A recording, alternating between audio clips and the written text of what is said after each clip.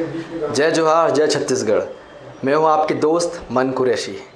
तो जैसे कि अभी तक के सब मन बोल चुके हैं कि हमारे एक फ़िल्म आते, हमारे एक फ़िल्म आते, हमारे एक फ़िल्म आते, तो मैं भी यही बोलना चाहूँ कि हम सब के और आप मन के भी एक फ़िल्म आते जेकर नाम है आई लव यू।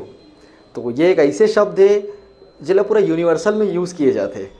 तो आप मन ला बताया मैं बहुत गर्व होते कि 3 अगस्त को आती है हमारी फिल्म आई लव यू।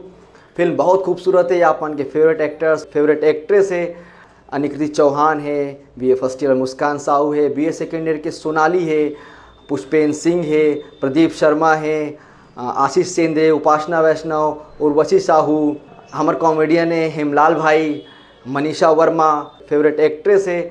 हमन अपन तरफ से कोई कमी नहीं छोड़े हैं। तो जैसे कि मैं हर जगह जा कर के बोलता हूँ कि छत्तीसगढ़ी बोलो, छत्तीसगढ़ी बताओ, छत्तीसगढ़ी की फिल्म ना देखो, काबर कि हमन अपन संस्कृति पर बहुत काम करत हन।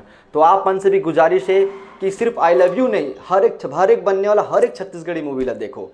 तो 3 अगस्त को भुलाऊ जन, 3 अगस्त को 3 शब्द वाले फिल्म आते आई लव यू। जय जोहार, जय छत्तीसगढ़।